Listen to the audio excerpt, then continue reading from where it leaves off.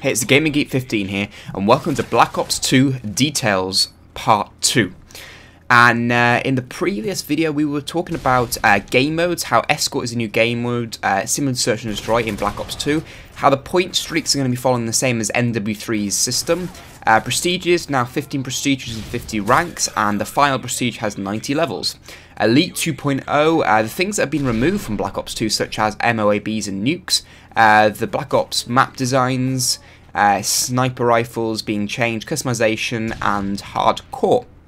Now, before I move on with new details about Black Ops 2, in this gameplay I have a PP90M1 with silence and rapid fire. Also, I've got the Akimbo FMG9s, even though you won't really see them being used.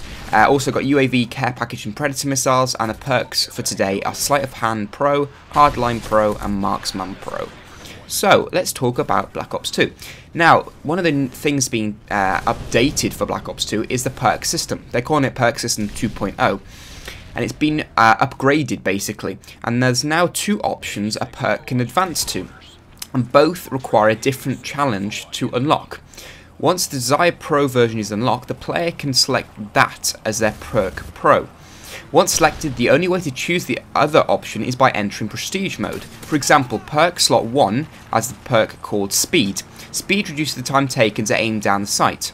Pro 1 swaps weapons faster, and Pro 2 throws equipment faster.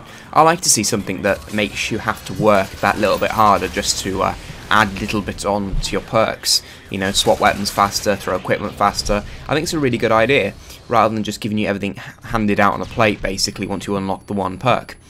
Now, let's talk about combat training. Now, combat training will be returning with vast improvements by the looks of it. Difficulty is no longer based on how long the bots take to start shooting. Bots now have an advanced AI system, and similar to the behaviour seen on the Spec Ops Survival. So basically they're taking all the work they put into making Survival and popped it all into combat training, because it's basically going to be the same kind of thing. You know, you're playing combat training and you're going against bots that are trying to kill you. You're playing Spec Ops and you're trying to survive against bots that are trying to kill you. So really, there's not that much of a difference there. So I'm glad to see that. Now, there's not a lot of information regarding zombies, and I know that's something that everyone's looking forward to when it comes to a tryout game. But I've tried to have a look through the internet and try to pull out little bits, and basically, it's like more than likely going to return. Let's be honest right here. But Call of Duty Zombies recently tweeted that a new forum is up discussing Trike's next installment. And then, interestingly, Ayers, which is one of the sound engineers for Zombies, tweeted, "I'm watching this," and in regards to forums, obviously. And he also wanted to let fans know that the Zombie team loves the community input that they've had in the past 5 years. It's amazing, keep it up. So basically, you know, he's kind of hinting that, you know, he's looking for feedback and stuff about Zombies, which, you know, is obviously going to mean that he is working on Zombies. So, you know, in my opinion, I think it's going to return to Black Ops 2, and there's no doubt about it in my mind that that's what's going to happen. Because at the end of the day, it's a big seller for Call of Duty. It sells their DLC more than anything. So, I'm pleased to see it. Zombies, personally, big thing for me in Black Ops. So, great to see it return. Wonder what the maps are going to look like. That's what I'm thinking right now. So hopefully we can see some trailers soon regarding stuff of Black Ops 2. It's what I'd really like to see, especially since all these rumours have been going around the internet. Now, I'm going to talk about my thoughts on Black Ops 2. Mainly because of zombies and because what I've seen so far in multiplayer, I'm actually looking forward to Black Ops 2.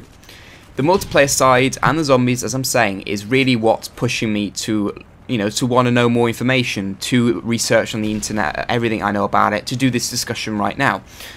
And I really want to see just where they can go next, you know, in zombies, what's going to happen. But the same thing, when it goes to story, I'm not really looking forward to where it could go next, because I really can't see where it can go next. The original story was pretty poor, let's be honest, alongside the game. And it just stretched out far too much and didn't really have a point or get anywhere interesting in one game alone. So you imagine trying to extend that onto a second game. If that's what they're trying to do, it's really not going to go very well. So I'm hoping that they've seen sense, maybe, and do like a side story, or make it a different aspect of the story, but such a different aspect that you're not going to notice so much that it's, you know, that it's running alongside, or, you know, a different view on the story we saw in Black Ops 1, because Black Ops 1 story, it was poor. It was probably one of the worst Call of Duty stories I've seen. It just didn't have a point to it. You were just, you know, you were just sitting there, being flashbacks from different parts, and at the end, you know, you just were told something. So I'm not going to say what happens at the end, just in case some of you haven't played the story. Because let's be honest right here, a lot of the multiplayer players on Call of Duty actually never play the story. You know, they never get round to playing it, and I don't blame them in a sense. The story is rubbish. You buy Call of Duty for the multiplayer, and when it's Triax's game, for the zombies. You don't really buy it for the story. If you do buy it for the story, then I'm sorry, but you're a bit silly, because the story's rubbish. You know, let's be honest here. MW3 story was not that great, you know. An ending to a long-running story could have been a much better ending, in my opinion. And I was thinking, when you think about the story being pretty poor, will Call of Duty ever become just a multiplayer-only game? I think it should become a multiplayer-only game, because at the end of the day, as I said, the story isn't that great, you know. And I think if they just then put all the effort of making the story at all, which isn't that much, into multiplayer completely and make it multiplayer in a game, they could make a brilliant multiplayer. I think they do have it in them, you know, that they've already got a solid foundation that sells them a lot of copies of the game and makes them a lot of money. You know, if they really put all their focus just into multiplayer and forget about the story, because let's be honest, you know, they're failing at doing the story, then they might be able to make a pretty amazing game. That's just my opinion right there. And overall, as I said, looking forward to Black Ops 2, and I'll definitely be buying it when it launches, apparently in the beginning of November.